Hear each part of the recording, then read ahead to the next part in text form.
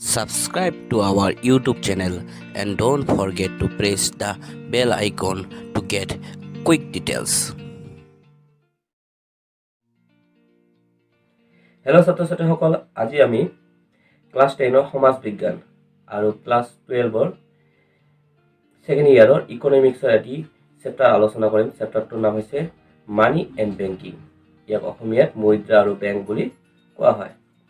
ঠিক আছে, আমি ইতিমধ্যে মুদ্ৰাৰ বিষয়ে দুটা ভিডিঅ' বনাইছিলোঁ, পাৰ্ট 1 এণ্ড পাৰ্ট 2। ভিডিঅ' দুটা যদি চোৱা নাই তেন্তে আই বটনত ক্লিক কৰি ভিডিঅ' দুটা চাব পাৰিবা বা পনে পনে চেনেলটোলৈ গৈ ভিডিঅ' দুটা চাব পাৰিবা। তো আজিৰ ভিডিঅ'ত আমি আলোচনা কৰিম বেংকৰ বিষয়ে।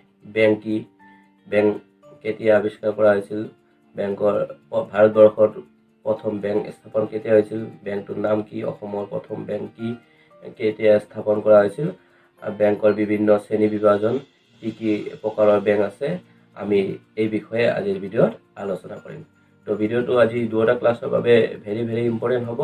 ভিডিঅ'টো মনোযোগেৰে চাবা। তো ভিডিঅ'টো আৰম্ভ কৰোঁ। তাৰ আগতে যদি চেনেলটোলৈ নতুন আহিছে তেন্তে চেনেলটোক ছাবস্ক্ৰাইব কৰিবা আৰু বেল আইকনটো বজাই দিবা। আৰু ভিডিঅ'টো চাই যদি কিছু পৰিমাণে উপকৃত হোৱা বুলি ভাবা তেন্তে ভিডিঅ'টোক লাইক কৰি দিবা আৰু বন্ধু বান্ধৱীসকললৈ ভিডিঅ'টো শ্বেয়াৰ কৰি দিবা। তো ভিডিঅ'টো আমি আৰম্ভ কৰোঁ। তো ছাত্ৰ-ছাত্ৰীসকল, আজিৰ ভিডিঅ'টো আমি আৰম্ভ কৰোঁ। আজিৰ ভিডিঅ'ৰ প্ৰথম বিষয়বস্তুটো হৈছে বেংক কি।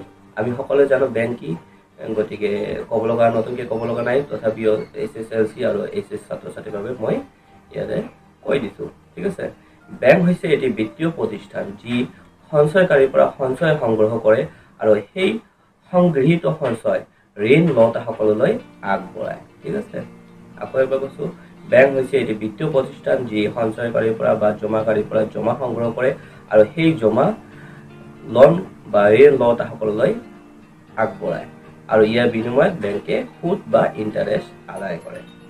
ঠিক আছে, তো আমাৰ নেক্সট আহিব কিছুমান ইম্পৰ্টেণ্ট পইণ্টছ। এইবোৰ ইম্পৰ্টেণ্ট পইণ্টছ SSLC আৰু হায়াৰ ছেকেণ্ডেৰী পৰীক্ষাত আহে। ইয়াৰ উপৰিও কম্পিটিটিভ পৰীক্ষাত কেতিয়াবা আহে। তো জানি লোৱা ভাল। এতিয়া আমি আলোচনা কৰোঁ। ঠিক আছে,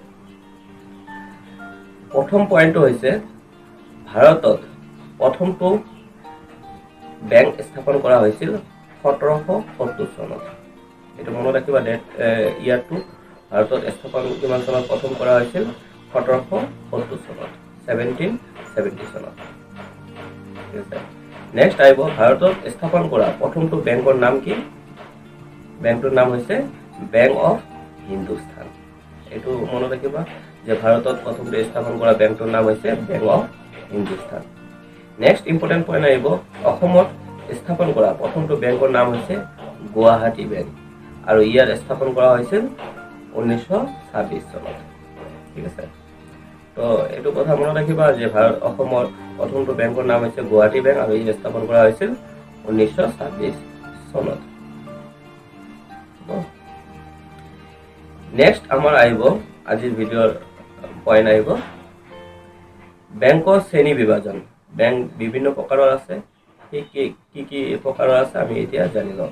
প্ৰথমটো হৈছে কেন্দ্ৰীয় বেংক। ইয়াক চেন্ট্ৰেল বেংক বুলি কোৱা হয়। পৃথিৱীৰ প্ৰতিখন দেশৰে এটাকে চেন্ট্ৰেল বেংক আছে আৰু সেইদৰে ভাৰতৰো এটা চেন্ট্ৰেল বেংক আছে। আৰু কেন্দ্ৰীয় বেংকটো, ভাৰতৰ কেন্দ্ৰীয় বেংকটোৰ নাম হৈছে ভাৰতীয় ৰিজাৰ্ভ বেংক। ইয়াক ইংৰাজীত ৰিজাৰ্ভ বেংক অফ ইণ্ডিয়া বুলি কোৱা হয়। ডিটেইলছত আমি পিছত আলোচনা কৰিম। তো আমাৰ নেক্সট বেংকৰ প্ৰকাৰটো হৈছে বাণিজ্যিক বেংক। ইয়াক ইংৰাজীত কমাৰ্চিয়েল বেংক বুলি কোৱা হয়। কমাৰ্চিয়েল বেংক ভাৰতত কেইবাটাও আছে, বাণিজ্যিক বেংক কেইবাটাও আছে, গতিকে আমি ডিটেইলছত পিছত আলোচনা কৰি আছোঁ। তো নেক্সট আমাৰ আহিব আঞ্চলিক গ্ৰাম্য বেংক। ঠিক আছে, ভাৰতৰ প্ৰতিখন ৰাজ্যতে এটা বা দুটাকে আঞ্চলিক গ্ৰাম্য বেংক আছে। তো সেইবোৰ বেংক কি বেংক আমি পিছত ভিডিঅ'ত আলোচনা কৰি আছোঁ।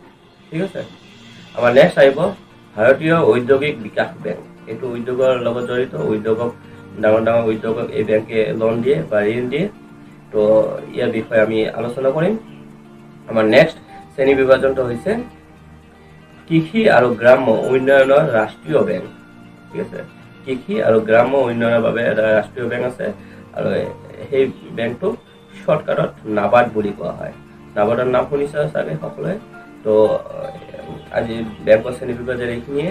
ঠিক আছে, তো ছাত্ৰ ছাত্ৰীসকল আজিৰ ভিডিঅ'টো এইখিনিয়ে যদি ভিডিঅ'টো চাই ভাল লাগিছে তেন্তে ভিডিঅ'টোক লাইক এটা কৰি দিবা আৰু বন্ধু বান্ধৱীসকলেৰে ভিডিঅ'টো শ্বেয়াৰ কৰি দিবা আজিৰ ভিডিঅ'টো বেছি দীঘলীয়া বনোৱা হোৱা নাই আজিৰ ভিডিঅ'টো শ্বৰ্টকৈ বনোৱা হৈছে আমি নেক্সট ভিডিঅ'ত কেন্দ্ৰীয় বেংক বাণিজ্যিক বেংক গ্ৰাম্য বেংক নাবাৰ্ড আদিৰ বিষয়ে ডিটেইলছত আলোচনা কৰিম আৰু ভিডিঅ'টো শেষ কৰোঁ তাৰ আগতে যদি চেনেলটোলৈ নতুন আহিছা তেন্তে চেনেলটোক ছাবস্ক্ৰাইব কৰিবা আৰু বেল আইকনটো বজাই দিবা যাতে নতুন ভিডিঅ' আহিলে সোনকালে পাব পাৰা তো আজিৰ ভিডিঅ'টো এইখিনিয়ে ধন্যবাদ